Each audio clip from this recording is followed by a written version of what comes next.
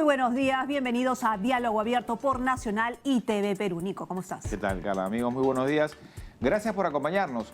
En un paréntesis, creo, ¿no? Porque la actividad del presidente Pedro Castillo va a continuar. Estamos hablando del gabinete binacional importante, Bolivia-Perú, un encuentro de mandatarios y de gabinetes también. En breve vamos a retomar esa información, pero creo que vamos a correr rápido para ver un poco de diálogo abierto y para conocer qué ha pasado esta semana. Así es, vamos a empezar rapidito, vamos a ganar tiempo y vamos a empezar con esta sesión accidentada, donde, bueno, ya saben ustedes, en el Congreso de la República. ¿Por qué? Porque el lunes empezamos la semana con el pedido de confianza, ¿no es cierto? El voto de confianza del gabinete de Mirta Vázquez. El debate fue interrumpido, y así empezamos la semana, rarísima, fue interrumpido tras confirmarse el fallecimiento del congresista de Perú Libre, Fernando Herrera Mamani. Y este fue el motivo porque la sesión en el Parlamento fuera suspendida hasta el jueves 4 de noviembre. La próxima semana es corta, feriado el lunes, decían, pero ¿por qué se posterga tanto, ¿no? El debate y votación? Pero claro, la semana pasada, rapidísima, Carla, ha habido pleno descentralizado, ¿no? Y ahora esta semana, el jueves, entonces se presenta Mirta Vázquez, aunque como en este país uno nunca se aburre y pasan muchas cosas, ya creo en un escenario distinto, ¿no? Con la declaración del presidente Castillo sobre el gas, ¿no? Sobre el anuncio de pedido de facultades legislativas en materia tributaria. No ayuda y en fin, mucho, ¿no? Bueno, muchas cosas se han mencionado esta semana y eso podría hacer que los votos el voto de confianza pues cambie, ¿no? Ha habido una tendencia, vamos a ver si esta se mantiene. A propósito del Congreso, el Pleno ha aprobado suspender las elecciones primarias para los comicios regionales y municipales del próximo año. También se decidió que el horario se reduzca de 7 de la mañana a 5 de la tarde. Las mujeres embarazadas podrán solicitar dispensa por omisión de sufragio. Claro, y aquí la acotación, ¿no? Fue el pleno descentralizado en Cajamarca, pero el objetivo en realidad, y tomó casi toda la discusión, fue justamente el tema de la suspensión de las elecciones primarias, cuando se esperaba, pues, ¿no? que se discutieran temas en realidad. La democracia interna y bueno. De claro. temas del lugar, ¿no? Pero en fin. Bueno, vamos a hablar ahora de la vacunación de adolescentes. Esta es una buena noticia en realidad, porque hoy se inicia ya la vacunación para adolescentes de 15 a 17 años a nivel nacional. Los menores serán inoculados con la dosis de Pfizer y tendrán que estar acompañados de sus padres o apoderados al momento de ser inmunizados, porque claro, tiene que haber un consentimiento. Dos apuntes, ¿no? Va a ser muy divertido. Ahora se aprovecha el Halloween que, a ver, no pueden haber reuniones, no pueden haber eventos, ¿no? Entonces a los chicos creo se les ha dado esta opción de hacer concursos de disfraces, ¿no? El MINSA nuevamente ahí está Elmo, ¿no? Claro. Para que no se queden con el disfraz hecho, pues ya. Imagínate, no compras un disfraz y al final no puedes hacer nada. Ese es el primer apunte. El segundo, si usted que nos ve, nos escucha, en diálogo abierto, tiene un hijo pequeño menor de 15 años, ya busque el padrón, ¿ah? Porque conozco en familia, en las redes sociales, muchos padres contentísimos, ¿no? Porque ya sus hijos de 12, 13 años ya están. No, ya está en el padrón, ya tienen fecha, que es la próxima semana, es al toque nomás. ¿Eh? Eso es importante porque van a poder volver a la escuela el próximo año. Claro que sí, vuelve a la normalidad. Bueno, el ministro de Economía, Pedro Franque, en un anuncio polémico en los últimos días, ha tenido que salir a explicar un poco los proyectos en materia tributaria que buscará impulsar el Ejecutivo, ¿no? Estamos hablando de un mayor impuesto a la minería, estamos hablando de cobrar el IGB a plataformas de streaming como Netflix o Spotify, y también un impuesto a la renta mayor para aquellos que perciben 300.000 soles al año, ¿no? A sí, más. A más, así es. Claro. Y bueno, ya no me corresponde, te corresponde a ti, pero ya veo que no te claro, no por te provoca. Supuesto. No me nace pagar. No es natural. No hablo de lo que viene. Hablo de la lista de Gareca, por si acaso. Dale, te lo dejo a ti, tú pagas nomás. solito. Tú pagas nomás. Hay que pagar. Aunque ¿cómo vas a hacer si te prestan en la cuenta? No. Bueno. Yogi, te voy a pagar, de verdad. Tus 4 usuarios. Te lo prometo. Bueno, hablamos de Ricardo Gareca y la lista, ¿no? La lista de la selección peruana. La convocatoria para los partidos clasificatorios ante Bolivia y Venezuela. La sorpresa es la convocatoria de Alex Valera. No me parece sorpresa, la verdad. Ya lo hemos dicho, ¿sí o no, Renzo? Valera va a ser el próximo 9 de la selección. Hay fe. En el próximo proceso. Claro que sí. Bueno, también está Horacio Calcaterra, mientras que en la lista de ausentes se encuentran Paolo Guerrero y Santiago Ormeño. También ha sorprendido que no se llame a Gustavo y Pochito Ulanto, ¿no? Pero bueno, Gareca lo que dice es que tenemos un equipo ya formado, ¿no? Caras conocidas, ¿no? Una base, en la defensa hay muchos, y además que están en buen nivel, Renzo. Entonces Gareca, digamos, ya se acaba el proceso, faltan pocos partidos y él entiende que ya tiene un equipo ya formado. Claro.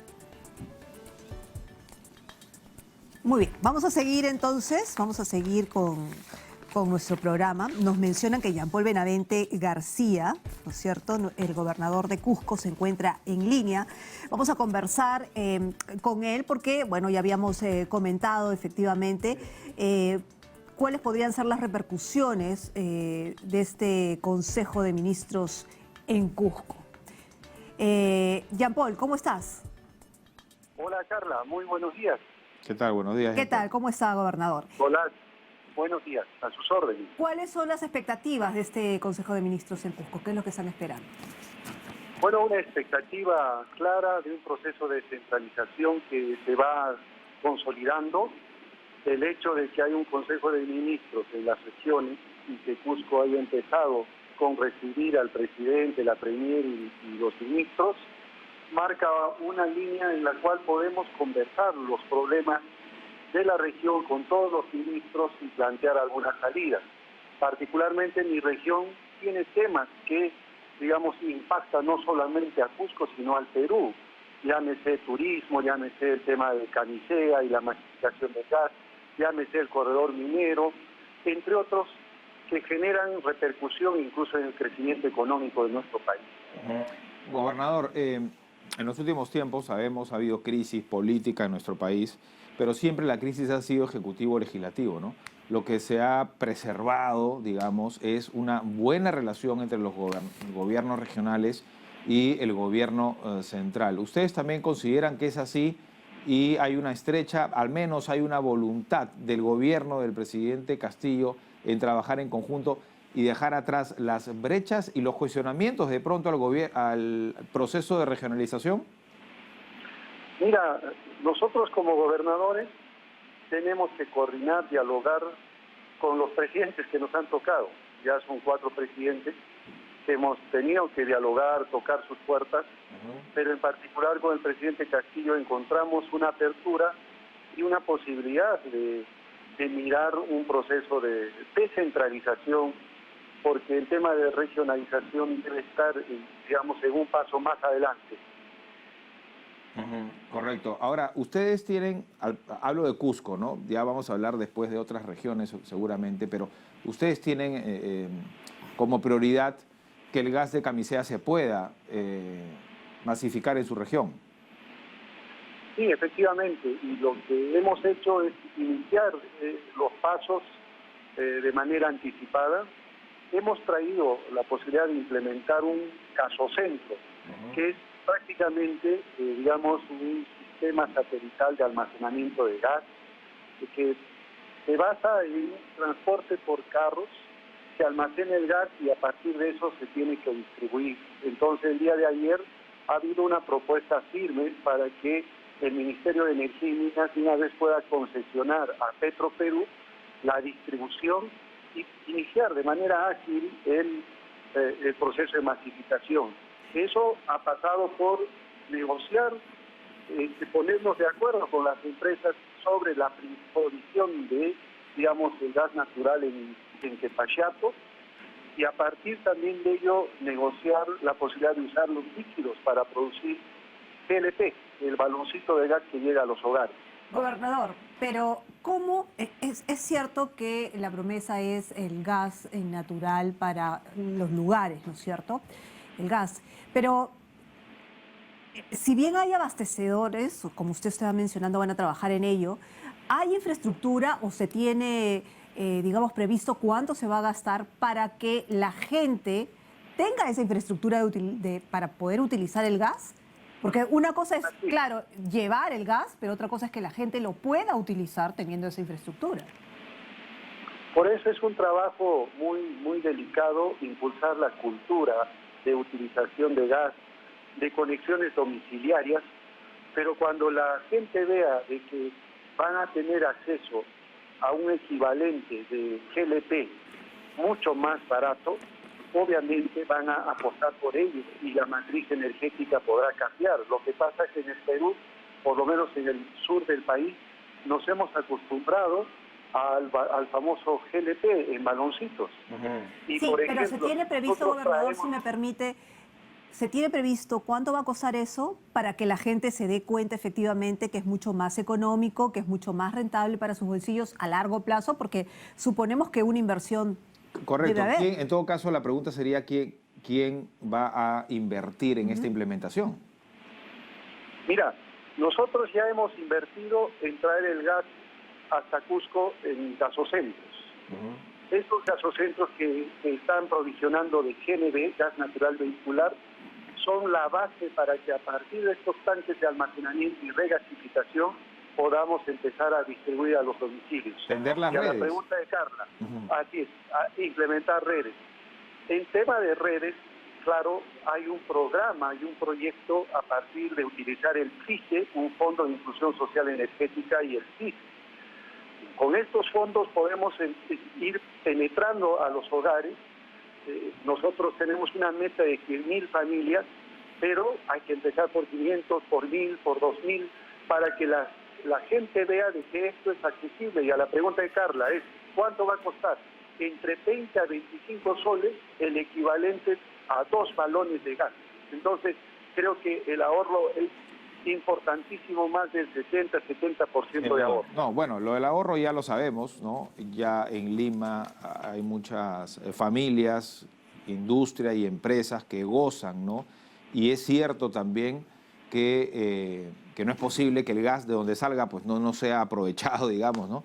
Es un recurso natural que sale de ahí y que ustedes no lo puedan aprovechar. Gobernador, ¿qué otros temas se van a tratar en este Consejo de Ministros en Cusco? Bueno, ha habido otro tema importante que es el tema del turismo.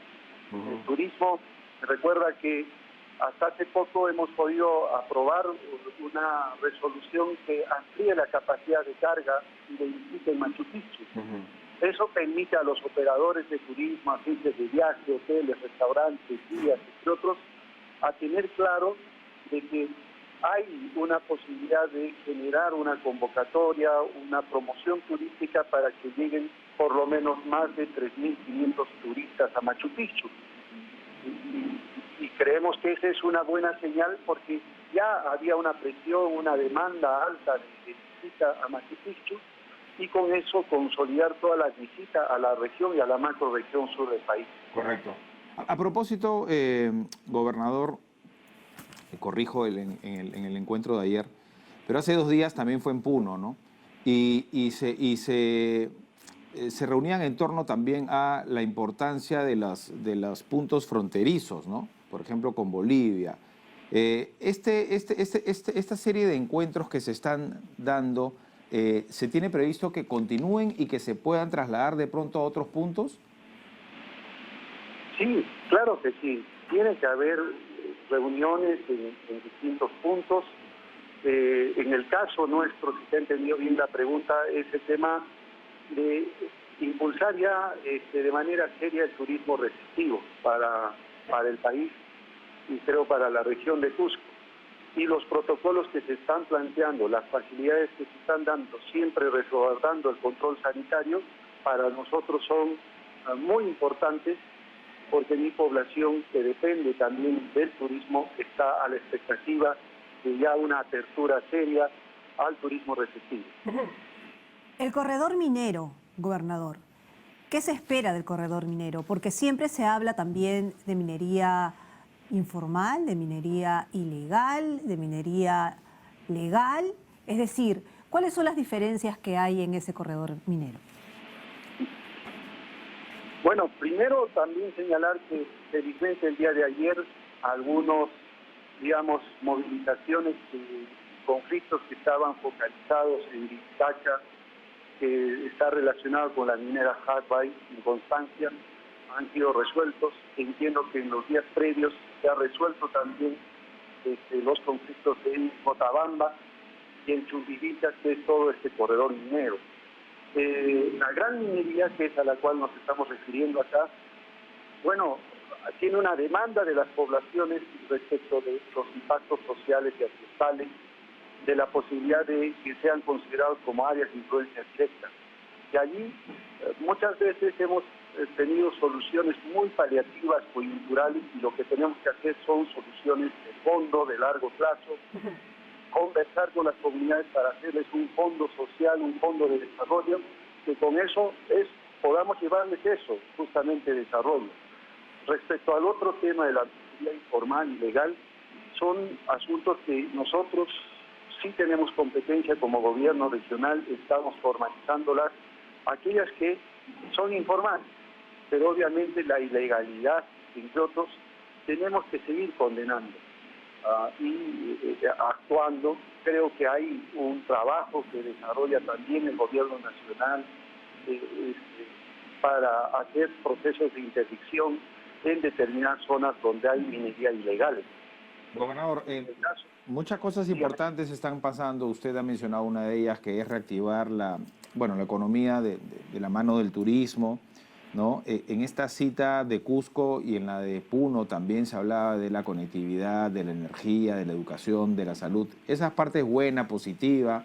Habla de que las brechas ya no sean tan amplias, pero también hay temas negativos, ¿no? Hay investigaciones, autoridades que usted y otros gobernadores advierten como una persecución política, y desde el Congreso también, ¿no? Una iniciativa que lo que busca es sancionar si es que finalmente los presupuestos de ustedes no se ejecutan, porque la ejecución es baja, al menos por el momento, y no solo tiene que ver con la pandemia.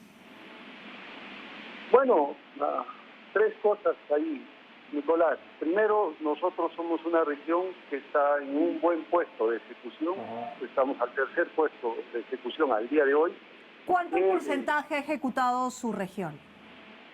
Más o menos 68% del recurso que tenemos. Este año. Son proyectos que van a temas de saneamiento básico, salud, educación. Incluso aprovecho para señalar a la pregunta de Nicolás, es que nosotros hemos presentado el día de ayer un modelo de un sistema de integridad pública que estamos implementando en el gobierno regional. El proceso y el problema de la corrupción es un problema que está enquistado. Gobernador, ok, pero vamos por partes. ¿Cuánto ha ejecutado en presupuesto este año, en su totalidad, su región? ¿78%? Porque según los datos del MEF serían menos. Las primeras regiones... No, 68, digo. 6,8. Ajá, 6,8, que es más o menos, digamos, estamos hablando de 300 millones, de cerca de 450 que tenemos en nuestros recursos. Ajá. ¿Y los años anteriores, porque ya, digamos, se acaba la gestión? No, hemos estado en buen performance. El año pasado hemos ejecutado el 90% de nuestros recursos. Ajá. Así que... ¿Y qué pasa con el resto? ¿Se devuelve el Tesoro Público? No, el resto son recursos que quedan como saldos y que los asignamos y distribuimos en los proyectos que tenemos en cartera. Hay muchas demandas sociales, sobre todo en saneamiento básico, en agua y desagüe, y es allí donde estamos apostando con mucha fuerza y entiéndase de que luchar contra la anemia es primero resolver el tema del agua y el desagüe, y hemos logrado impulsar muchos proyectos, destrabar otros grandes proyectos, incluso lo del Hospital Lorena, que es un proyecto emblemático incluso a nivel del país. Ya en la próxima semana se debe dar la no objeción para que una empresa empiece a construir un saldo de obra que de todas maneras es de alta complejidad. ¿Y por qué los cuestionamientos en su contra entonces? Dígame, por favor. ¿Por qué los cuestionamientos en su contra y de otros gobernadores además, no? No, el cuestionamiento es que se ha tratado de generalizar y se ha tratado de responsabilizar temas eminentemente administrativos. Por ejemplo, hace poco sale una publicación diciendo que yo tengo responsabilidad y estoy denunciado por un problema y por un tema de un proceso de capacitaciones. En absoluto, yo no tengo ninguna denuncia al respecto, pero se ha publicado eso con total irresponsabilidad. Lo que pedimos a los medios de comunicación es que investiguen bien y que hagan su trabajo para que puedan publicar temas que, o sea, malogra la reputación de autoridades como la mía, que estamos trabajando incluso en un modelo y un sistema de integridad pública. Pero la investigación, esta investigación en su contra no es de los medios de comunicación, sino de las mismas instituciones de nuestro país. No, es que lo que pasa es que dicen que yo tengo una denuncia por ese caso. Ok. Y realmente no tengo ninguna denuncia por ese caso, ni investigación alguna sobre ese tema. ¿Sobre qué tema entonces tiene investigación, gobernador? Como todo actor público, tenemos denuncias por procesos que de repente en anteriores gestiones, por ejemplo, no se han pagado y los mismos proveedores nos denuncian. O sea, es parte del proceso de gestión pública que lamentablemente tenemos que asumir, activos y pasivos. Hay errores también de mi conducta funcional, no lo vamos a negar en los gobiernos regionales, y obviamente todo llega a la cabeza. Gobernador, una última consulta para ahondar en lo que hablábamos del presupuesto, porque se cortó la...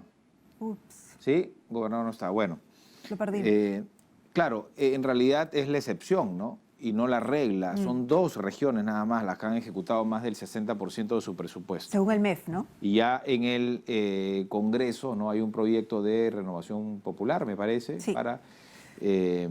para vacar a las autoridades, no solamente regionales, sino también municipales, ¿no? A los alcaldes por no ejecutar el presupuesto anual, ¿no? No sé si sea esto exagerado, pero lo cierto es que se pierden muchos recursos, mejor dicho, se dejan de utilizar muchos recursos que son necesarios. La problemática es inmensa, ¿no? Y valdría la pena también saber en qué se están utilizando esos recursos, ¿no? Porque llega determinado momento del año que se desesperan y dicen tenemos que gastarlo y lo gastan. Y es lo que vemos todos los ciudadanos, ¿no? Que comienzan a hacer obras en las calles y cerca Navidad, Y se quedan. ¿no? Y ojo que a ellos les queda un año más de gestión, ¿no? Nada más, ¿no? Vamos a ver en ese año qué se puede hacer y si se puede recuperar el paso.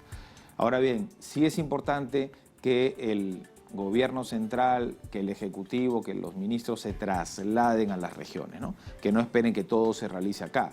Hace 2 días en Puno, luego en Cusco, ¿no? Aunque en Puno estaban muy incómodos porque no llegó el presidente Castillo. Pero bueno, la figura esta del encuentro que se realizó en el 2019 en Chachapoyas es importante porque el Estado tiene que también estar en todos lados y ver la problemática de cerca. También ha sido importante el pleno descentralizado, el pleno del Congreso, ¿no? En Cajamarca. ¿No? Creo que por ahí va bien. Pero cuando discutan temas descentralizados también, ¿no? En base a que vayan, efectivamente descentralicen el Congreso, pero que discutan temas descentralizados, locales, ¿no? Bueno, los congresistas tienen semana de representación que también sirve para eso, ¿no? Pero me parece bien en todo caso la iniciativa. Ahora este es su primer encuentro porque no han ido todos los ministros, han ido 13 o 14 me parece, y después ya empezar a ver despacho por despacho, ¿no? Sector por sector, qué es lo que se tiene que hacer, ¿no? Muy bien. Entonces, camisea, corredor minero y turismo fueron los temas discutidos por lo menos para la región. Lo de camisea es fundamental, ¿ah?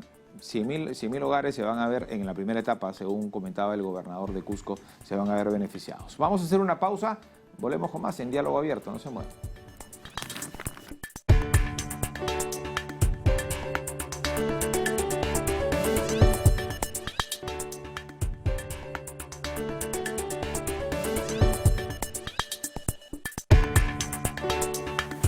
Bueno, seguimos en Diálogo Abierto. Muchas gracias por acompañarnos. Y continuamos con nuestra pauta. Es momento de conversar con el ministro de Economía, Luis Miguel Castilla. Se anunció una serie de medidas. Primero, un paquete, ¿no? Primero, obviamente, el pedido de facultades legislativas, ¿no? En materia tributaria, entre otros, ¿no?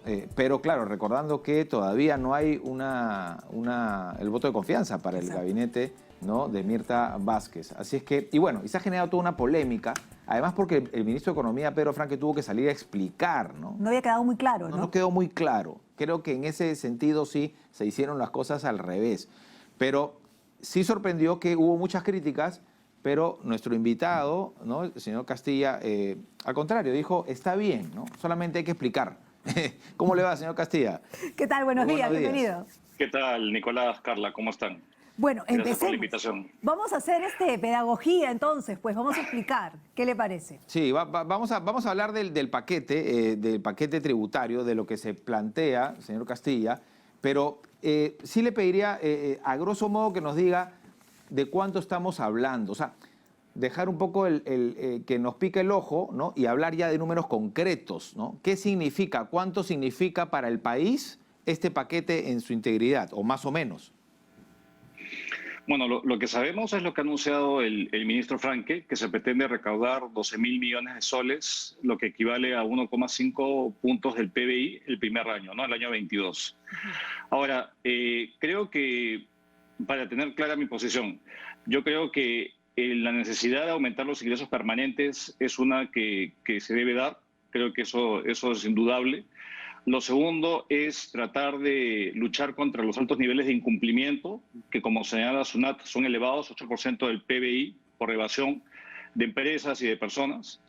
Y lo otro es que uno en general trata de tener sistemas más progresivos. ¿Qué significa esto? Que los que menos tienen, las personas que tienen menos ingresos paguen menos impuestos, y obviamente los más adinerados, la gente de mayor patrimonio, pague más.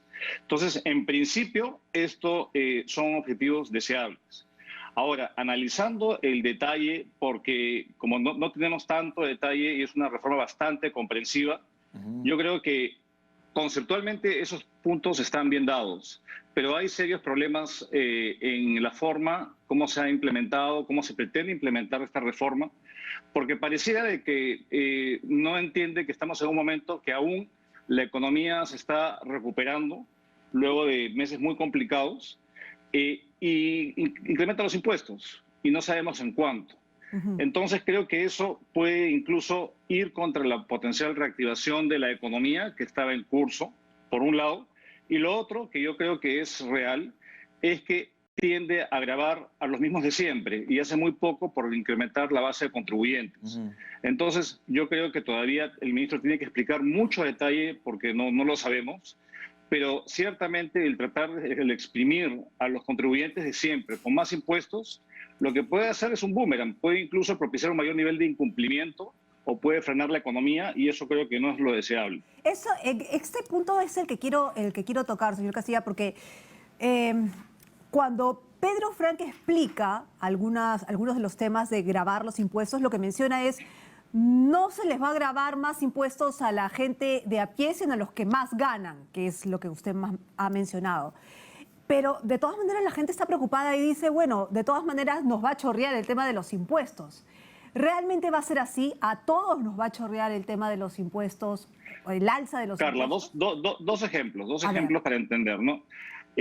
Creo que la clase media, en general todos los peruanos, tenemos una fuente de entretenimiento que es Netflix, que son las plataformas digitales, el streaming, y eso, que es una tendencia internacional que efectivamente comienzan a grabarlos con IGB, pero eso va a encarecer en al menos 19% o 18% la tasa de IGB, 18% esos servicios. Y obviamente, si se incrementan las tasas, lo que hacen las empresas que ofrecen estos servicios es que se las pasan al consumidor. Entonces, ahí hay una afectación directa. Lo segundo es que no solamente las personas que tienen alto patrimonio tienen propiedades que alquilan. Hay muchas personas que los ahorros de su vida le invierten en un inmueble que después lo alquilan, y esas son las tasas que se quieren incrementar, las tasas de primera categoría y de segunda categoría, que son entre ellas los alquileres. Entonces creo que es de alguna forma caracterizar de manera un poquito simple, decir que solamente los ricos tienen propiedades que alquilan. No, o sea, hay mucha gente, por ejemplo, que ha retirado sus fondos de las AFPs, por dar un ejemplo, y que dicen, no, yo voy a comprar una propiedad y voy a vivir de mis rentas. Y esa persona puede ser básicamente una señora de clase media. Entonces, esa persona se ve afectada por ese potencial incremento que no sabemos en cuánto se va a dar. Y evidentemente, si por ejemplo se dice voy a quitarle la inafectación de pago del IGB a las pólizas de seguro de vida. Yo creo que hay muchas personas, no solamente los más ricos del país, que tienen seguros de vida. Y si se incrementa esos inafectación, se quita esa inafectación y se paga el IGB sobre esas pólizas de seguro, esas primas van a incrementarse y afectan también a muchos titulares de esas pólizas. Entonces, creo que lo que está primando es un afán recaudador sin medir necesariamente el impacto económico que esto pueda tener. Les doy otro ejemplo. Se quiere incrementar las ganancias los impuestos a las ganancias de capital. ¿Qué son estos? Bueno, hay inversiones que están en la bolsa, acciones, en el mercado de capitales, donde se levantan recursos para financiar emprendimientos. Ahora, si uno incrementa los impuestos a esas eventuales ganancias, lo que uno está haciendo es que le está quitando una posibilidad de desarrollarse a una fuente de financiamiento a largo plazo para emprendimientos. Y nuevamente, no solamente son las grandes empresas las que se financian en la bolsa, sino hay un conjunto de empresas intermedias y esas a su vez, hay muchos ejemplos, y el diablo está en los detalles, de que estas reformas afectan a un número muy importante de personas. Claro, la Bolsa de Valores de Lima está muerta prácticamente, ¿no? Desde hace mucho tiempo. Sí, bueno, claro, y es falso el argumento que se esgrime, porque se comparan las tasas, bueno, en Chile la tasa de dividendos es más alta, en Colombia, sí, pero el mercado de capitales es 3, 4 o 5 veces más desarrollado que el nuestro. El nuestro es un mercado, de los países de la Alianza del Pacífico, es el mercado más pequeño, el menos desarrollado.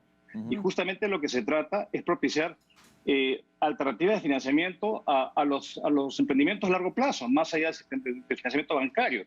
Ahora, entonces yo creo... Sí, continúe, luego le pregunto. Entonces yo creo que eso para mí no hay mucha proporcionalidad en lo que se ha presentado, y por eso falta más detalle, y en vez de comenzar a criticar por criticar, creo que hay que tener más información. Y creo que también hay una falta de lectura política de lo que está pasando. Porque estamos, como ustedes dijeron antes de la entrevista, esperando el voto de confianza de la Premier. Así es. Pero cuando se dan facultades delegadas al Ejecutivo, que es una tradición, hay un mínimo de confianza. Y lo que lamentablemente ha hecho el gobierno ha sido generar una crisis de desconfianza continua. Entonces, uno puede estar muy nervioso, los ciudadanos, es decir, les vamos a dar un voto de confianza a un gobierno que un día dice una cosa, otra cosa dice otra. Entonces yo creo que eso puede ser un poco riesgoso. Creo que lo más aconsejable es que si el MEF lo tiene tan claro, y estoy seguro que sí, porque tiene un equipo técnico de primer mundo, entonces que presenten los proyectos de ley y que se discutan abiertamente en el Congreso de la República.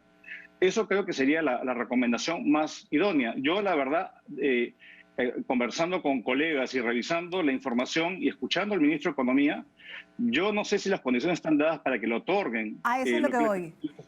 O sea, técnicamente podría darse, pero no es el momento, digámoslo así, porque históricamente, revisando un poco, no se conoce de ningún congreso, sáquenme usted de la duda, que le haya negado las facultades legislativas en temas económicos, que le haya negado las facultades legislativas, ¿no es cierto?, a un ejecutivo. ¿Podría ser esta la primera vez? Digamos, podría darse, ¿no?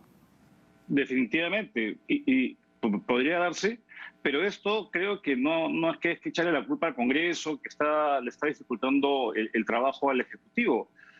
Si vemos en estos primeros 100 días de gestión, ¿qué cosa se ha hecho en materia económica más allá de dar transferencias, subsidios, más gasto público? Eso no es así. Y si uno se pregunta qué van a hacer con estos recursos, la pregunta no está muy clara. No es que van a financiar una reforma.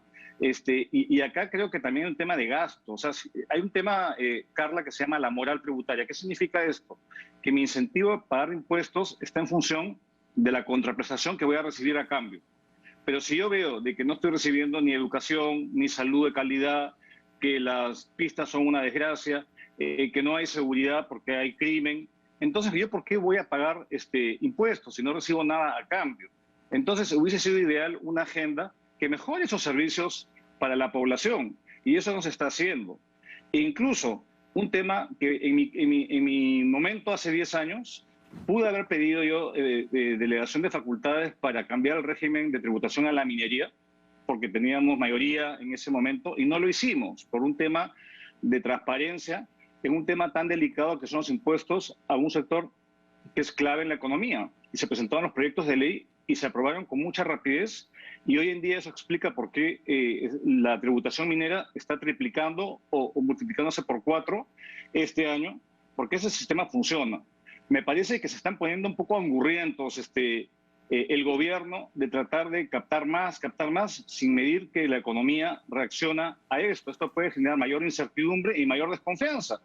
Y un punto central, por más reforma tributaria que haya, si la economía no crece, de poco van a recaudar, porque esto es Claro. lo principal que explica la recaudación, es el crecimiento económico. Es como- si eso es como- no genera claro. ingresos, no hay, ¿de qué estamos hablando? Es como exprimir a la gallina de los huevos de oro, ¿no?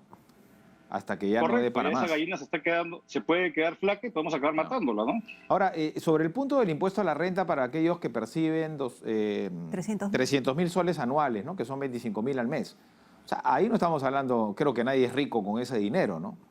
Estamos hablando del 0.5% de los contribuyentes, es nada en realidad. Es muy poco, pero, a ver, pero estas personas gastan, o sea, consumen servicios. O sea, yo no creo que por ahí vaya a ser que la economía se va a entrar en una recesión, porque es una política fiscal, digamos, yo creo que eso no es el punto. El punto es que esta reforma y el timing de esta reforma no guarda proporcionalidad Ujú, con el momento que está viviendo el país. Ujú. claro, Y tampoco definitivamente. vemos que ahorita hay una necesidad, digamos, esencial de incrementar los ingresos permanentes. A ver, si es que la tarea es luchar contra la ilusión, porque 50% de las empresas no pagan impuesto a la renta, Claro. que básicamente es por el carácter informal de la economía. La solución tiene más que ver con la fiscalización y la labor que hace la SUNAT, no incrementar impuestos, porque uno incrementa impuestos y eso también puede conllevar a que se eleve el nivel de incumplimiento, que es justamente lo que se quiere combatir. Entonces, a ver, yo creo que cualquier reforma, uno le pregunta a los encargados de los tributos en la política tributaria en el MEF, y obviamente van a plantear todo tipo de posibilidades para incrementarlos. Pero el rol de un ministro de Economía es ver esa parte, pero también ponderarla con la necesidad de que la economía crezca. La economía crece si es que hay una posibilidad de tener reglas claras y no confiscatorias. A mí me preocuparía mucho, por ejemplo, que se les pase la mano con los impuestos que van a incrementar al sector de la minería, que es un sector que es absolutamente clave y que hoy día está explicando por qué tenemos tantos recursos en las arcas fiscales. Entonces, ahí, ojo, porque esto es un tema complicado y el Puede tema de la asustar, ¿no? informalidad es enorme. Ahí- El tema de la informalidad, que debería ser un tema de aumentar la base de contribuyentes, no está, en mi criterio, puesto de manera como un tema central. Porque también hay otros temas de consistencia, ¿no? Por un lado, se dice vamos a simplificar el régimen a la MIPE, lo cual está bien porque es muy fragmentado, eso, digamos, ahí no se recauda y eso está bien que lo cambien. Pero por otro lado, pues tenemos a otra parte del gobierno, como el Ministerio de Trabajo, de que dice, vamos a aumentar el salario mínimo, vamos a dificultar que las empresas puedan tener un marco más flexible para contratar a sus trabajadores. Entonces, eso lo que hace es que las empresas y las personas hacen su análisis y dicen, no, ¿sabes qué? Mejor me quedo informal. ¿Por qué voy a meterme a una camisa de 11 varas con costos más elevados? Mejor me quedo en el 80% de la informalidad para la fuerza laboral y 70% de la informalidad para el sector Claro, empresarial. Pero tienen que apuntar ahí, pues, Exacto. ¿no? Porque siempre, toda la vida hemos escuchado de ampliar la base y no presionar más, ¿no? Así es. Pero nunca se ha hecho. Y claro, ahora vemos a la minería, porque claro, es lo que destaca por las grandes sumas de dinero que mueve y los impuestos que paga, pero hay muchos pequeños empresarios que ganan muchísimo dinero y que no tributan un sol. O sea, hay demasiada informalidad también. ¿Cómo apuntamos a eso? Mire, yo creo que este no es un problema que se resuelve con una ley o con una intervención en un sector, sino es multidisciplinario. Hay temas laborales, hay temas tributarios, hay temas de las regulaciones generales que existen. Hay un incentivo para que las empresas se queden muy pequeñitas y estén debajo del radar, o que se partan en dos para justamente no caer en un régimen de mayor imposición o de mayor fiscalización laboral, por ejemplo. Pero también hay temas de largo plazo que tienen que ver con el capital humano, la productividad laboral. Pero lo que estamos viendo es que ese tipo de discusiones no se están dando en el país. Se está dando, bueno, ahora vamos a gastar y vamos a asegurarnos que también incrementamos los ingresos tributarios para seguir gastando. Ajá. Pero eso no resuelve el problema de empleo en el país, por ejemplo, y empleo de calidad, que es un tema central. Ahora, señor... Esa es la principal prioridad que los peruanos exigen. Exacto. Soluciones al empleo. Señor Casilla, pero, a ver, normas vigentes hay, ¿no? Muchas. No, pero el cumplimiento, por ejemplo, hay que perfeccionarlo. O sea, que se cumpla, hay que perfeccionarlo. Y lo que conversábamos con Nicolás, hablando hace unos momentos sobre la ejecución de los presupuestos en las gobernaciones, por ejemplo, ¿no? Es la falta de personal para capacitar en gestión pública. ¿No falta también eso? Es decir, ¿faltan gestores dentro de... ¿Cuál sería ahí el entrampamiento? Para que se cumpla la fiscalización y, por tanto, crear confianza, ¿no? Y que todos aprendamos finalmente, ¿no? Y haya una mejor gestión. Bueno, tomando el tema tributario, sin duda, pero incluso la SUNAT tiene una capacidad hoy día de fiscalización muy fuerte, pero hay también incentivos medios perversos, Carla. Por ejemplo, a un acotador, a un auditor de SUNAT, usualmente se le paga una remuneración variable si es que cumple ciertas metas de acotaciones, de fiscalizaciones. Okay. Pero eso no necesariamente significa que va a acotar bien o va a auditar bien. Solamente quiere cumplir su meta y pide un pago, un bono por eso. Y es un incentivo perverso. Al final, bueno, si hay una controversia, ya pues que lo diriman en el tribunal fiscal o se puede judicializar y acaban habiendo estas deudas enormes que también el MEF quisiera solucionar, porque hay un problema también de mucha litigiosidad, muchos litigios que efectivamente ocurren en materia tributaria. Pero por eso, entonces, ¿cómo llegar a la practicidad? Porque, claro, si tienes a alguien de la SUNAT que le dice a un empresario, oye, mejor parte tu empresa para que tú ganes más, no te cobren tanto por parte de la SUNAT y tu nivel de practicidad es mejor y de menos gasto y mayor rendimiento, y así podrían hacerlo con varias empresas, ¿por qué no hacerlo, no? No, a ver, yo creo que sí. A ver, yo creo que hay un tema importante también para que la audiencia sepa, ¿no? Ajá. La elusión no es un delito, la evasión sí lo es. Uh-huh. Y internacionalmente lo que se persigue son excesos de prácticas elusivas. ¿Qué cosa es la elusión? Okay. Es una planificación tributaria agresiva para reducir los impuestos que paga una empresa o un individuo. Y esto, de alguna forma, hay leyes que se han aprobado en el pasado que tienden a ser disuasivas, que tienden a tratar de cambiar los comportamientos para que uno no cometa tanta elusión y las empresas se autorregulan. Y puede haber mucho de eso, porque finalmente también es un tema que se puede mejorar la fiscalización, pero echa la ley, echa la trampa, lamentablemente. Entonces yo creo que el punto es llegar a un equilibrio de tener una mayor fiscalización que pueda llevar a cabo la SUNAT, que también se simplifique el pago de impuestos, que se asegure que hay una prestación adecuada de servicios y bienes públicos a los contribuyentes, y que se pondere que finalmente lo que se requiere es generar actividad económica para efectivamente poder gravar e incrementar los ingresos. Si no se ve esto de manera conjunta y solamente se ve vamos a incrementar tasas, vamos a perseguir a los que tienen altos patrimonios, esto al final no va a acabar siendo positivo para el país. Uh-huh. Es ganar unos recursos en el corto plazo, pero se puede estar sacrificando mucho bienestar a futuro. Entonces, correcto, creo que esta reforma adolece, es muy parcializada en su visión. No tiene una apuesta, digamos, de crecimiento económico, sino es solamente recaudar, y eso al final no lo es todo en la economía del país. Correcto. Algunas preguntas cortitas porque ya el tiempo nos gana. ¿Hay alguna, se lo pregunto a usted como el entendido del tema, ¿hay alguna posibilidad que esto siga ahuyentando capitales de nuestro país? Claro, pero por supuesto. Ahora, creo que acá ya hay que ser ponderado, porque efectivamente lo que ahuyenta es la incertidumbre. Ujú. Y si ahora se va a hacer un cambio, digamos, comprensivo como el que se ha planteado, obviamente hasta que yo no tenga claridad de cómo van a cambiar los parámetros, las tasas impositivas, yo espero hasta saber qué cosa esperar. Entonces, Claro. hasta qué cosa esperar con Hasta que, la todo, eso hasta que definitivamente- a todo se estabilice, digamos. Correcto. Pero por el otro lado, entonces yo creo que, y si piden 120 días, bueno, yo creo que probablemente si le dan, va a ser un periodo más corto Claro. y mucho más acotado en caso lo consigan. Yo la verdad que no sé si sea ¿No lo cree más que- aconsejable. Bueno, ¿usted cree que la consigan? Mire, yo creo que va a ser una lucha cuesta arriba, porque no solamente hay un nivel de desconfianza muy elevado y se le está volteando un poco la aprobación al gobierno, porque lamentablemente no es que tenga mucho que mostrar en estos primeros meses de gestión.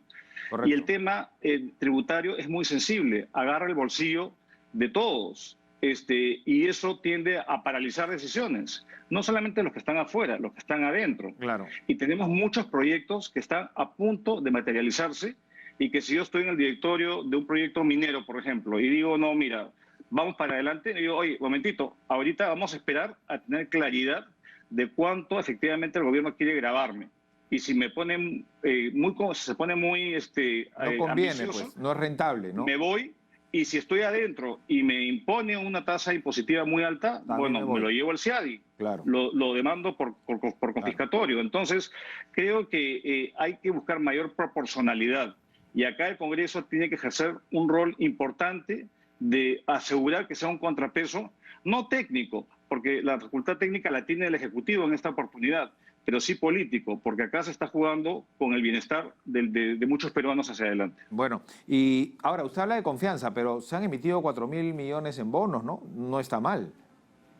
No está mal, pero a un costo un poco más alto. Ujú. Y antes en el Perú tenías una demanda de 10 veces más la oferta y acá sí una demanda, no sé, de 2, 3 veces más. Pero el punto no es ese, el punto es que hay apetito por los bonos que el Perú hace porque tiene una posición sólida. No, tenemos grado de inversión, eso no lo hemos perdido, ojo. Y lo que las agencias de inversión, las agencias de calificación crediticia, rating, les preocupa es los problemas de crecimiento de largo plazo. Vamos a tener un gobierno y un Congreso que se pongan de acuerdo para llevar un país más estable y que crezca a futuro. Ellos dudan acerca de eso. Entonces creo que no hay que confundir el apetito por papeles financieros en el corto plazo, que finalmente uno compra un bono, pero después lo puede vender al día siguiente, con inversiones que vienen y apuestan en el largo plazo, en minería, en infraestructura, en inversiones que son intensivas en capital y que arriesgan capital en nuestro país. Entonces, una cosa es colocar bonos, que es una inversión financiera. Yo compro un bono, mañana lo vendo. Y otra cosa es apostar capital, abrir, digamos, planta, someterme a toda la normatividad local. Y estamos hablando de otro tipo de inversionista. Sin duda. Y el segundo inversionista es el que genera empleo y oportunidades. Empleo, Lo claro otro que es sí. un tema financiero. Claro que sí. Para cerrar la idea, hay muchas personas que han perdido el empleo, pero que les quedan unos ahorritos, que retiraron su AFP y que están Generaron pagando empresa. Netflix, pero no tienen empleo, ¿no? Entonces, en realidad estoy tratando de jugar con la reflexión, señor Castilla, pero es así. O sea, no puedes poner los caballos, ¿no? La carreta por delante de los caballos. Hay que solucionar primero el tema de fondo hoy, que es una crisis económica, ¿no? Derivada de la pandemia. Sin duda, Nicolás. Y eso es lo que lamentablemente está haciendo el gobierno. Acá ya no estamos en una situación de crisis, pero la previsión, porque hay una recuperación importante y uno lo ve en las calles, pero yo creo que la previsión es el futuro. Esto va a durar y no va a durar si es que efectivamente no se generan las condiciones que haya inversión privada y que genere empleo. Muy Entonces, la preocupación para mí no es ahorita, la preocupación es el año entrante y el año subsiguiente, cuando esto finalmente se ralentice después de esta recuperación post-cuarentena que hemos vivido. Ahí yo creo que la economía manda en un país, y eso creo que debe preocuparles, y eso no se resoluciona, por favor, con subsidios y transferencias. Eso así no se conduce la economía de un país. Tiene que ser a través de empleo que se autosostenga, Correcto. que se autosostenga Muy y bien. el sector privado. Y el sector privado no está invirtiendo, digamos, un sol hoy en día, y esa es la realidad. Para el año entrante se prevé una contracción importante de la inversión que responde a todas estas señales lamentablemente adversas y esta diatriba confrontacional que no lleva a nada. Entonces bien. yo creo que si quieren reactivar, estabilidad, coherencia y consistencia sería mi recomendación. Muy bien, señor Castillo. Muchísimas gracias por haber estado con nosotros. Ha sido bien interesante conversar sobre distintos puntos y el fondo de la situación de una posible reforma. Bueno, en las próximas semanas seguramente se va, o tal vez cambian ciertos puntos, ¿no?, de la propuesta para reforma tributaria, y eso convence al Congreso. Hacemos una pausa, tenemos más en Diálogo Abierto, no se muevan.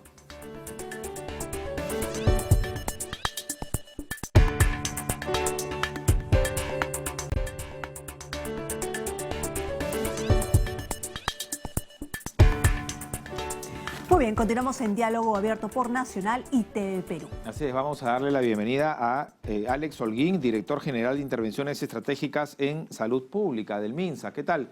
¿Cómo le va, señor Holguín? Buenos días. ¿Qué tal? Muy buenos días. ¿Qué tal? ¿Cómo están? Buenos días. Llamó mucho la atención lo dicho por el ministro Ceballos hace 2 días, me parece, sobre la modificación de los protocolos. ¿Esto ya se ha oficializado? El hecho de que, por ejemplo, ya no se obligue a utilizar el pediluvio, la colocación del alcohol, la medición de la temperatura. Porque Bueno, ayer me nosotros midieron la inicialmente, cuando inicia la pandemia el año pasado, se elaboró una norma acerca de lo que era la prevención del COVID en general. Y en ese punto, nosotros, como MINSA, no se colocó explícitamente el pediluvio, no se dieron recomendaciones generales. Como en ese momento la evidencia todavía no nos daba mucha luz acerca de cómo prevenir COVID, se encontraba lo del uso de las mascarillas, que hasta ahora se siguen utilizando, lo de la higiene de manos y la limpieza y desinfección a veces de zapatos y de superficies. Esa parte es lo que se está modificando en esta nueva normativa. Luego de este documento que salió en el 2020, algunos protocolos de instituciones privadas o de instituciones también públicas implementaron lo de los pediluvios y todo esto que hemos mencionado, hasta de los rociar, limpiar con pulverizar y todas esas cosas de acá. Correcto. Entonces, en esta modificación de la norma técnica se está colocando este vacío que teníamos y se está especificando de que estas medidas no tienen un impacto en la prevención de la COVID-19. Ok, pero a ver, ¿cómo se determina? Lo digo porque los establecimientos lo practican, ¿no? Y si hay una normativa que finalmente las municipalidades, entiendo, supervisan, pero los protocolos son aprobados por el Ministerio de Salud. Claro, en general nosotros damos protocolos de cada uno, o sea, se dan normativas generales, lineamientos generales, ¿no? Pero por eso se está especificando en esta nueva norma técnica estos puntos especiales. El no uso de pediluvios. Ok, pero eso, ¿quién lo va a interpretar? Para entender, ¿quién lo va a interpretar? Nosotros como MINSA damos esos lineamientos y normativas. Y se está especificando ya en este momento. No usar pediluvios y no usar el tema de pulverizaciones. Y la medición de la temperatura. O sea, eso no va a ser obligatorio. Con la medición de temperatura también, pero con el tema de higiene de manos, eso sí se va a continuar todavía. El alcohol sí. La higiene de manos es una medida que nos ayuda para todo tipo de prevención de infecciones, incluidas las infecciones también respiratorias, ¿no? Claro, para reiterar, si es que yo voy ahora a algún lugar, ¿no es cierto? Llámese un centro comercial, centro de abastos y qué sé yo, no están obligados, o sea, yo no soy obligada. ¿A partir de cuándo? Después de la publicación de la norma. Esta norma está en este momento justo en un tema de aprobación, que es una parte, está elaborada ya, está en la parte de aprobación. Está elaborada, está en la parte de aprobación por las instancias que son la parte legal, la parte administrativa, y eso apenas esté publicado, al día siguiente se pone en marcha. Perfecto. Correcto. Perfecto. Ahora, ¿qué más tenemos en el trabajo respecto a la lucha contra el COVID? Porque lo que nos llamó la atención también durante esta semana es que se dijo no hay fiestas, no hay reuniones. celebraciones, ni para el Día de la Canción Criolla, ni para el Halloween, pero el día siguiente dijeron, bueno, ya, algunas sí, algunas no, y así constantemente durante la semana, ¿no es cierto?, ha habido marchas y contramarchas respecto a ese tema. Bueno, lo principal en la prevención de la COVID, lo hemos enfatizado desde hace buen tiempo, es el uso de las mascarillas que tienen que ser constante. Es decir, yo puedo tener una reunión pero estar con la mascarilla. Y importante, si yo estoy en un lugar donde hay más personas, la ventilación. Tiene que ser un lugar ventilado. No puedo estar en un lugar totalmente cerrado, en donde ya se sabe que este virus se va a transmitir por aerosoles, por inhalación, estas micropartículas que quedan suspendidas. Entonces, si yo voy a tener una reunión, tiene que ser un lugar muy bien ventilado y no sacarme las mascarillas que tengo que seguir utilizando. Y aparte de ello, la siguiente medida que es muy importante es la vacunación, ¿no? Estar vacunado. Claro que sí, pero en estas fiestas, por ejemplo... Conciertos, ¿no? Espectáculos. O sea, se dijo expresamente que no iban a haber celebraciones, pero ahora va a haber celebraciones. Entonces, Claro, ¿cómo se va a controlar y cómo se va a fiscalizar eso? Bueno, nosotros como Ministerio de Salud damos los lineamientos acerca de qué medidas debemos tener. Si tengo una reunión, vigilar eso, que es un espacio ventilado. Y exigir que todos estén con uso de mascarilla, ¿no? Eso es lo importante. Eso es lo más importante en este tipo de reuniones. Para que las municipalidades tengan en cuenta eso, ¿no? Si veo una reunión, tiene que haber un espacio ventilado y todos con mascarilla. Correcto. Hablando de mascarillas, sí se continúa, obviamente, con el uso de la doble mascarilla, ¿verdad? Sí, acuérdense que tenemos las mascarillas, estas que son de 3 pliegues, y yo puedo usar esta de 3 pliegues y sobre ella una mascarilla de tela. Y como opción, tengo también las KN95 o las N95.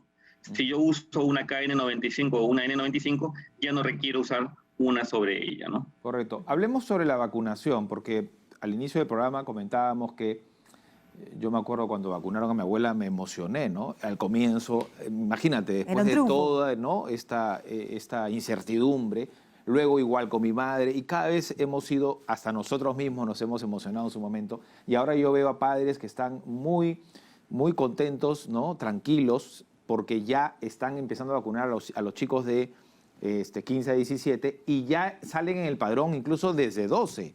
Entonces ya hay una fecha, ¿no? Que es ahorita nada más, al menos lo que yo he visto en Lima, no sé en otras regiones. Y me parece bien rapidito, ¿no? Porque de 17 a 12 estamos hablando de un rango de 5 años. ¿Cuántos adolescentes se van a vacunar en estos días?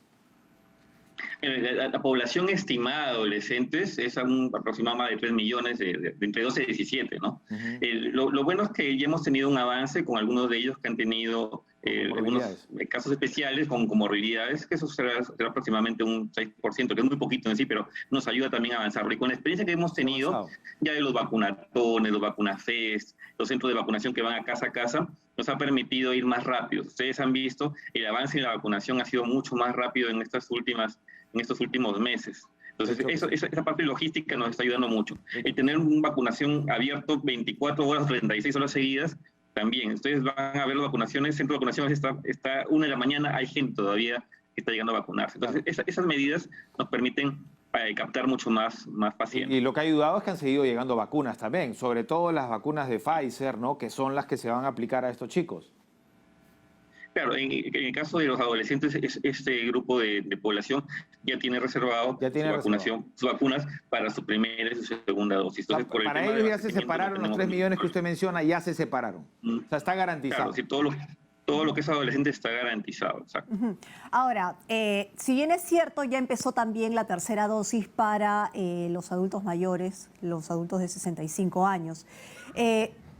¿Qué va a pasar más adelante? Porque ya hay personas también que van corriendo con sus tiempos, ¿no? Según Pfizer, según algunos proveedores de vacunas, mencionan que el efecto pasa después de 6, algunos 8 meses. Hasta 10 incluso, ¿no? Inclusive hasta 10. ¿Se tiene previsto eso, teniendo en cuenta que, claro, el tiempo va avanzando y no sabemos a qué nos vamos a enfrentar tampoco, ¿no? Claro, eso sí tenemos que comentarlo, me parece muy importante tomar ese punto. Estos estudios lo que han visto es la disminución de los anticuerpos, y estos anticuerpos caen después de 6 meses. ¿Qué quiere decir esto? No quiere decir que estoy desprotegido, sino que en poblaciones que son de muy alto riesgo, como han sido los adultos mayores, acuérdense que fue la población más afectada, en ellos sí es muy peligroso que yo tenga esta caída de anticuerpos después de 6 meses. Es por ello que muchos países, incluidos nosotros, hemos incluido la tercera dosis en esta población. Así como en este grupo, también las recomendaciones internacionales son en los trabajadores de salud y también en grupos especiales que en las próximas semanas también vamos a tener protocolos para algunos grupos en especial ya determinados, ¿no? En ellos sí tenemos que colocar la tercera dosis, es como una dosis de refuerzo, ¿sí? El refuerzo. No es que estoy colocando es un refuerzo Claro. para que esos anticuerpos suban. Entonces, para ellos, la tercera dosis, estamos hablando, perfecto, entiendo que es el refuerzo, y en caso de estamos hablando de personas mayores, se vacunaron con Pfizer, ¿no? La dosis refuerzo es Pfizer. En el caso de nosotros, un poquito más muchachones, que también fuimos vacunados con Pfizer, hay la posibilidad que el próximo año, cuando se cumpla el plazo, que entiendo puede ser, no sé, abril, mayo, por ahí, entiendo, nos vacunen con Sinopharm. O sea, ¿ya hay esa proyección? En población que no es adulto mayor y que no tiene comorbilidades, aún no hay suficiente evidencia de cuánto incrementaría esto. Pero viendo más o menos las tendencias y esperando la evidencia científica, porque todo tiene que ser basado en las evidencias, probablemente sí vayamos a tener, pero a este momento no podemos todavía No se puede determinar. cómo sería. Pero no es una y dosis, el tiempo ese es el tampoco. punto, no es una dosis de refuerzo, es una renovación de vacuna, ¿no? No sé si me dejo entender. Claro, en este caso sería, exacto, en este caso va a depender mucho de, por ejemplo, variables como si es que tuviéramos algunas variantes nuevas en la cual yo tendría que cambiar la forma de la vacuna, como pasa con la influenza, o el tiempo de los anticuerpos, pero también viendo la eficacia clínica, ¿no? Claro. ¿Cuántas personas van a hacer? Eso algún es tipo de enfermedad? delicado, ¿no? Al Porque momento, ya es delicado porque no dependemos ya de nosotros, sino también de los laboratorios y que nos vendan porque ya pues se hace todo un problema. Hay países que no sé cómo hacen, que compran, tienen 5 o 6 vacunas y ¿cómo hacen? Es que tiene laboratorios en su país. No está bien, pero para organizarse, el problema es organizarse. Pero no solo es el tema de comprar, es decir, si ustedes ven, muchos países han comprado una cantidad y eso sí se ha visto una inequidad de repente en Latinoamérica, sobre todo en Latinoamérica, cada quien compra lo que puede. Y al final lo que están haciendo es, mira, no estoy llegando mis coberturas, lo estoy donando, Exacto. porque se van a vencer. Entonces, eso fue un problema de inequidad a nivel internacional, ¿no? Que dejó a reducir lo peor de repente de la pandemia, ¿no? Es decir, yo me acaparo todas las vacunas para mi población y me olvido de que existen otros países, ¿no? Que también tienen que ir. Se está hablando, más allá de la vacuna, y para evitar justamente eso, ha salido un medicamento que parece ser, también está en estudio, ¿no? Un medicamento que se podría adquirir con, digamos, más equidad, digamos, para evitar, no sé si para evitar o para tratar de alguna manera el COVID-19. ¿Lo están teniendo en cuenta en el MINSA? No Nosotros recuerdo el estamos teniendo nombre, ¿no? reuniones constantes. Ajá. Es decir, hay también anticuerpos monoclonales que también se están colocando para casos, sobre todo en personas de alto riesgo que hacen COVID, para que no desarrollen cuadros severos. Existen ya a nivel internacional.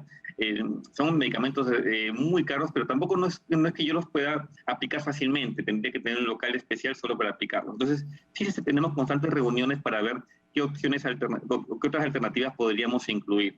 Pero como mencionaba, si tenemos la opción de la vacunación, esto es lo más importante como prevención, para no hacer cuadros severos ni disminuir la mortalidad. Y por espacios como este son muy importantes para llegar a la población y decirles la importancia de la vacunación. Así es. A propósito de la vacunación, nos escriben en las redes y nos preguntan, ¿no? Hay personas que les da COVID pese a estar vacunados, ¿no? Incluso con 2 dosis.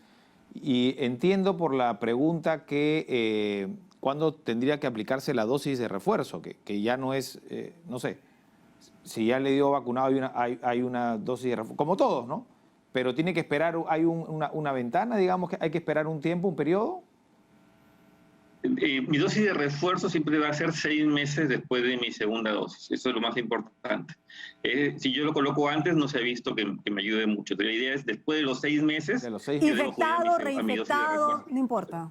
O sea, infectado, reinfectado. Claro, pero que esté asintomático en ese momento. Sí, porque me va a ayudar a levantar. Si estoy en esa población de alto riesgo, ¿no? Si estoy en la población de alto riesgo. Y importante, justo el tema que mencionabas, las vacunas, no solo eso, sino todas las vacunas que existen, no solo buscan el tema de evitar enfermedad, sino también su principal objetivo es evitar casos severos o muerte. Claro, ¿Qué quiere claro. decir eso? Que yo sí me puedo enfermar, me puede dar un cuadro, me va a dar un cuadro leve Claro. o un cuadro regular, pero no voy a ir a un cuadro severo. Claro. Pero si yo tengo a alguien a mi costado que no está vacunado y es alto riesgo, sí se puede contagiar. Entonces, esa es la importancia de que todos tenemos que A vacunar. propósito de la dosis de refuerzo, usted habla de 6 meses. ¿Es 6 meses a partir de la primera vacuna o de la segunda dosis? De la segunda dosis. De la segunda después dosis. de mi segunda dosis, después de mi Claro, segunda porque dosis, ahí son 6 meses. ahí hay 20 días, ¿no? Es importante aclararlo. Y el tema de la reinfección, ¿cómo están las estadísticas? ¿Están existiendo muchos casos de reinfección? No, mire, en los casos de reinfección hay que tener también mucho cuidado con la definición. Hasta a nivel internacional es un poco difícil clasificarlos, porque yo tengo que estar seguro de que lo que estoy teniendo es una cepa diferente, un virus con una variable diferente, y que en verdad tenga los síntomas, porque a veces yo puedo hacer un hallazgo y puedo solo ver material genético del virus, ¿no? Entonces estos cuadros, y se ha visto a nivel internacional que estos cuadros generalmente no son mayores a los previos, ¿no? Claro, pero Sobre todo en vacunados. pero hay un tiempo, digamos, la inmunización natural, digamos, tiene un tiempo. Le pregunto porque leí algún artículo de la BBC que hablaba que la inmunización natural, vale decir, por contagio, es mucho mejor y eficiente que una vacuna.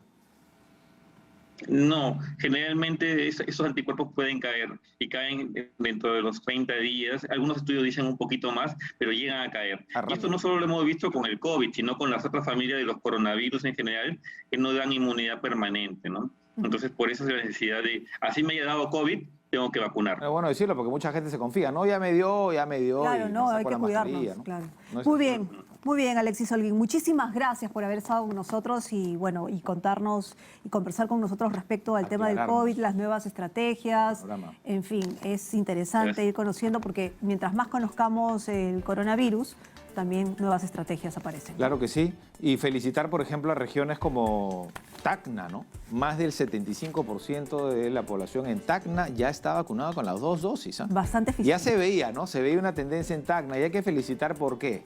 Un poco cerrando el círculo de lo que ha sido hoy diálogo abierto, no nos vamos todavía por si acaso. La regionalización cuestionada en Claro. muchos casos ha funcionado, al menos en esta última parte de los últimos meses en la vacunación.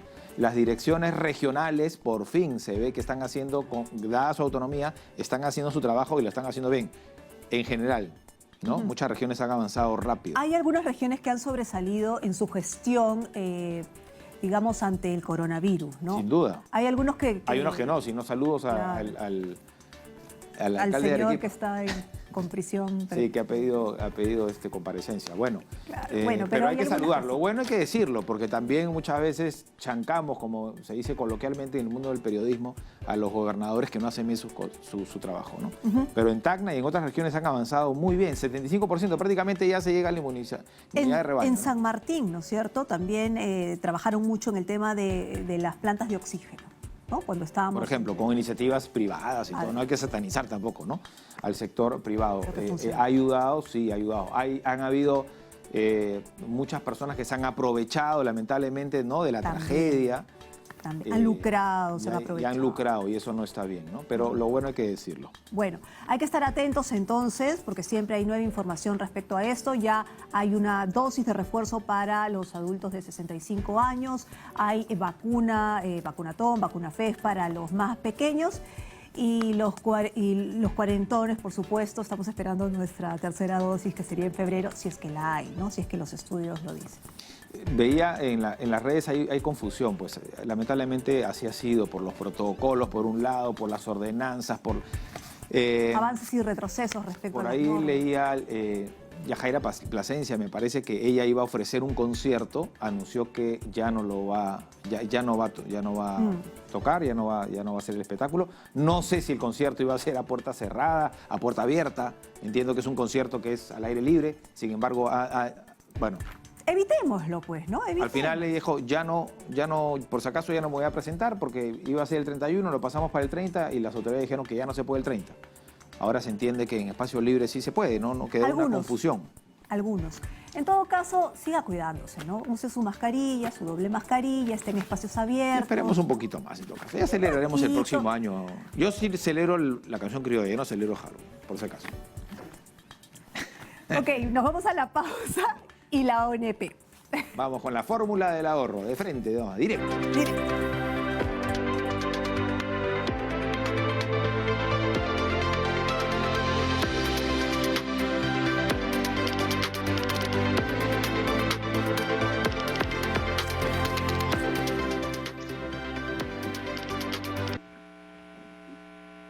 Buenos días, Carla, Nicolás, ¿cómo están?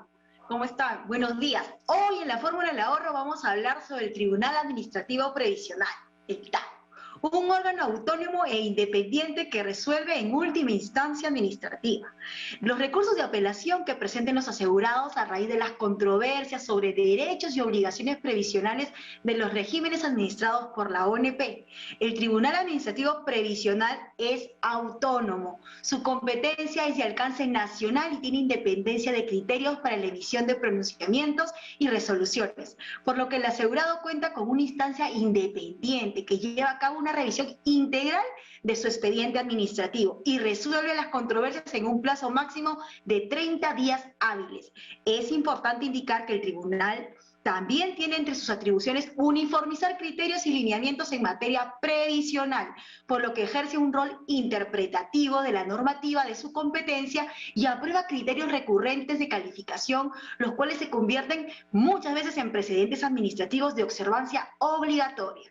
El tribunal también tiene la facultad de solicitar información al impugnante o a una entidad externa para incluir mayores elementos de prueba y emitir así una resolución definitiva. ¿Cómo puedo acceder a los servicios del TAP? Muy sencillo. Si quiere ingresar un recurso de apelación ante el TAP, solicitar una audiencia con los vocales o acceder a alguno de sus servicios, ahora lo puede hacer a través de nuestro portal onpvirtual.p. Acceda al perfil que desea consultar y verá en línea los servicios que ofrece el tribunal. Así de fácil, ya saben, solo por vía web. Si quiere conocer más sobre este tema, ¿a dónde se puede comunicar? A nuestro central ONP Te Escucha al 634-2222 o también en enviar un mensaje al WhatsApp de ONP 913-232-414 o escribir en nuestras redes sociales oficiales. Muy buenos días, que tengan un muy buen 31 y todos a seguirse cuidando, ya lo saben. Muy buenos días.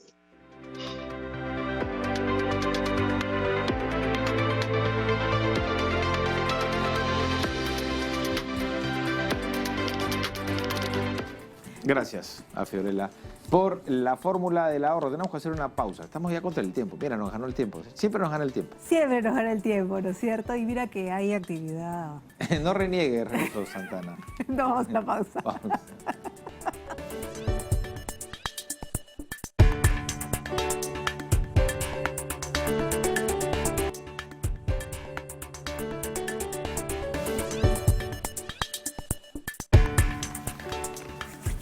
Muy bien, seguimos con más, con el tema de la vacunación. Así es, vamos a retomar este asunto para trasladarnos en vivo hasta Piura. Julia Miranda, ¿cómo te va? Buenos días. ¿Cómo estás? Cuéntanos, ¿cómo va la vacunación con los adolescentes? A ver, cuéntanos. ¿Cómo estás, Nicolás? Carla, sí, efectivamente, el día de hoy empezó la vacunación para los adolescentes de 16 y 17 años. Nos encontramos en los interiores de la Universidad de Piura, en la UDEM, esa casa de estudios, pues, que ha participado y que inició la vacunación. Acá las personas ya están disfrazadas, incluso algunos jóvenes han venido disfrazados, pues porque estamos celebrando, ya estamos a puerta de la canción criolla, de Halloween, y es muy importante que los adolescentes vengan acompañados de sus padres. Para que nos den más detalles, vamos a conversar con la coordinadora de la vacunación, aquí la señorita Nancy, y también con el encargado de esta casa de estudios, para que nos comente cómo ha sido la organización. Y es importante saber que ya Piura comenzó la vacunación para los adolescentes. Sí, ¿qué tal? Buenos días. Sí, estamos muy contentos. El día de hoy hemos iniciado ya con la vacunación a los adolescentes de los 16 años o que cumplen 16 este año. Ahora, ¿aquí cuántas vacunas se van a aplicar? 1000 dosis. Aquí en esta casa de estudios se van a aplicar ya 1000 dosis. Es importante que los adolescentes vengan con el consentimiento, pero vengan acompañados también de los padres de familia, ¿verdad? Sí, uno de los requisitos y siguiendo el protocolo es que los adolescentes tienen que traer su consentimiento informado y venir acompañado de un tutor o de un apoderado. Eso es indispensable para la vacunación. ¿Cómo ha sido la respuesta en este caso de los adolescentes? Bueno, como puedes ver, ha sido la respuesta hasta ahora muy favorable. Tenemos una gran afluencia de adolescentes y para ello también se organizó este VacunaFest para de alguna manera incentivarlos y que puedan acudir a su vacunación. A ver si nos acompaña acá, vamos a conversar con Percio Olivares también. Él es el encargado de ver que estas casas de estudio, estos vacunatorios se encuentren con todas las disposiciones, que las personas que van a vacunarse se encuentren con todos los protocolos de bioseguridad. Sí, hola, buenos días. Bienvenidos a la Universidad de Piura. Desde un inicio, en abril de este año, cuando empezó la vacunación dispuesta por las autoridades pertinentes, la universidad puso a disposición de su infraestructura y toda su cadena logística de frío, que permite la gestión propia de todas las vacunas que se manejan, que maneja el Ministerio de Salud. Así es importante entonces que las personas vengan acompañadas. Vamos a conversar de repente acá con algunas que se están vacunando. Buenos días, ¿cómo está? ¿Qué tal? ¿Con quién ha venido usted? Con mi hijo. Con su hijo. ¿Y a qué edad tiene su hijo? 17. ¿Cómo se siente que ya va a recibir la dosis? Más tranquila, más segura. Así es, tiene 16 años, ha venido con su mami y ya va a recibir en estos momentos la primera dosis de Pfizer. Se va a aplicar aquí en la UDEAN. La Dirección Regional de Salud ha dispuesto también otros vacunatorios para los adolescentes exclusivamente de 16 y 17 años. Estamos hablando del centro comercial Open Plaza, la institución educativa Ann Golden, ¿no? Y la Universidad de Piura. Esta es entonces la información, compañeros. A esta hora de la mañana inicia la jornada de vacunación importante para los adolescentes de 16. En las próximas semanas va a ir disminuyendo ya la edad para poder inmunizar a los adolescentes desde los 12 años, como ya lo ha indicado el Ministerio de Salud. Compañeros, con ustedes. Muchas gracias, Julia. Qué bonito, ¿no? Está divertido y eso lo decía. Nosotros lo hemos comentado aquí en el programa, Carla, ¿no? Hay un antes y un después del proceso de vacunación. Sí, claro, ¿no? que Cuando, sí. es más, el vacunatón ya que estaba funcionando quedó relegado, ¿no? Por el Vacunafest. Por el Vacunafest. Claro, ¿y qué será después, no? Hay que ver ahora cuál es la chispa que le ponen los chicos, los niños, los adolescentes. Más o menos. Más o menos por ahí va. Ahí vemos el juego del calamar, Claro. no sé, ¿no? Bueno, pues es que es la serie popular. Es popular, ¿no? Las últimas semanas. Pero lo cierto es que esto está también incentivando a que la gente vaya a vacunarse, los rezagados, ¿no? Algunos tienen miedo, vergüenza, no, pero yo tengo 70 años y nunca me vacuné, ahora me voy a vacunar con los chibolos. Vaya nomás. No importa. ¿No? Lo importante es estar vacunados. Así es que eso es lo que está pasando en Piura y en otras regiones también, ¿no? Que ya estamos con los adolescentes. Ahora, conversamos y es un tema, Renzo, pendiente de pronto para la próxima semana. Si ya los chicos han sido vacunados, ¿por qué no el próximo año ya no vuelven a las aulas en horario corrido normal? Esa es la discusión. Ahí va a ser la discusión, porque antes era... No queremos entrar en pilotos, ¿no? De clases semipresenciales porque no están vacunados. Ya cuando nos vacunen hablamos, decían algunos defensores de esa Algunos postura. padres, ¿no? Todavía hay un grupo que... Y ahora dicen, no, están vacunados, pero no hay que arriesgarnos. Es que hay otro grupo que es antivacuna también, que está dentro de este grupo. No, lo que pasa es que hay mucho miedo y ese miedo, según los psicólogos, se lo trasladan a sus hijos, ¿no? No podemos vivir con miedo porque si no... Si ya estamos vacunados y estando vacunados no queremos salir, no queremos ir, no sé, al cine o no queremos ir a un centro comercial o no queremos que los niños vayan a clases permanentes, ya perdieron 2 años. Entonces, ¿qué? ¿Nos vamos a sacar las mascarillas en 5 años, en 10 años? ¿Cuándo nos vamos a sacar las mascarillas? No, Tenemos que vamos a sacarnos en seguir este momento. haciendo nuestra vida con mascarilla por un tiempo más. Por un tiempo más, así que hay que acostumbrarnos, pues. Es un Sí, problema, tú ves un mascarilla. Yo a Johncito, por ejemplo, no lo reconozco. Mejor, Lo reconozco por otras características, pero mejor. no se le ve la cara prácticamente. ¿Ah? Mejor porque te está haciendo muecas, entonces mejor que no lo veas. Bueno, nosotros vamos a hablar como siempre para ya ir terminando Diálogo Abierto. En la recta final. En la recta final, para empezar el fin de semana, sobre emprendedurismo, ¿no es cierto? Pero esta vez desde el interior de nuestro país, del lado rural, ¿no es cierto? Vamos a hablar, si es que el Zoom nos lo permite, por supuesto, con Rita Suaña Coaila. Ella es parte de las tejedoras de las Islas de los Uros, porque obviamente ahí hay mucho talento, ¿no es cierto? Y la artesanía peruana es maravillosa. Alcaldesa en el 2015. Ujú. Ella dice, bueno, la primera mujer en gobernar este pueblo ancestral y simbólico del Altiplano, 42 años, ¿no? En esta isla de Totora llamada Happy Urus, ¿no? Ubicada en el lago Titicaca tiene 3 hijos, es la primera mujer que se convirtió, lo decíamos, en alcaldesa de su centro poblado flotante, los Uros, ¿no? Claro, no aceptaban que una mujer los gobierne, decía. Claro. Estamos en un país machista y hay zonas que es peor todavía, ¿no? Peor. Culturalmente es difícil cambiar algunos pensamientos, pero poco a poco, poco a poco. Además, no mencionan que las mujeres son mucho más organizadas. Claro, a veces son mitos, estereotipos y qué sé yo. Bueno, vamos cambiando. A ver, ¿no? el rol, si vamos más allá de la colla, ¿no? De la colla, ¿no? En el incanato, ¿no? O sea, que hacía las labores del Inca cuando el Inca no estaba, ¿no? Pero bueno, vamos a hablar con Rita, ¿no? Rita, ¿cómo le va? Muy buenos días. ¿Cómo estás, Rita? Muy buenos días. ¿Estamos? Hola, Rita. Hola. Hola. Buenos días. No la estamos viendo, pero ahora sí la estamos viendo. ¡Qué tal sol! ¡Deslumbrante! Está haciendo mucho sol. ¿Cómo estás? ¿Qué tal? Bienvenida. Cuéntanos tu experiencia como tejedora en las Islas de los Uros. Mi nombre es Rita Suañacuela, la líder, la profesora y ahora actualmente la presidenta de la Asociación de Mujeres Cotica Flor del Lago. La Asociación de Mujeres Cotica Flor del Lago nace a raíz de la pandemia. Nosotros en la pandemia hemos estado muy tristes, encerrados y sin poder hacer nada y dónde vender nuestros productos. Y un día me decidí para poder empezar y emprender este emprendimiento con todas las mujeres para poder trabajar y cómo salir adelante en esta pandemia. Ahí nació la asociación, empezamos con 12 mujeres, 20, 30 y actualmente somos más de 200 mujeres que estamos trabajando las artesanías día tras día y así las mamás han podido subsistir en esta pandemia y hemos podido organizarnos y fortalecer nuestra asociación de mujeres. Por primera vez hay una asociación tan grande y que sea de las mujeres.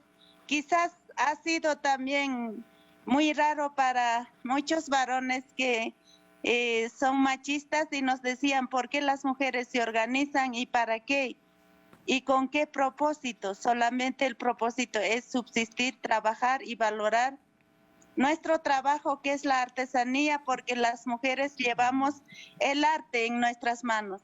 Quisiera también desde acá, desde su medio, agradecerles a ustedes, a TV Perú, Rita, siempre llegando al corazón del lago Titicaca. Rita. Y también a la doctora Cecilia, que nos Rita, está apoyando. Nos tenemos que ir, Rita, pero te prometemos volver a conversar. Hay actividad presidencial, así que nos vemos. Nos vamos muy Muchas cerquita gracias. nada más, ¿no? A Bolivia, adelante.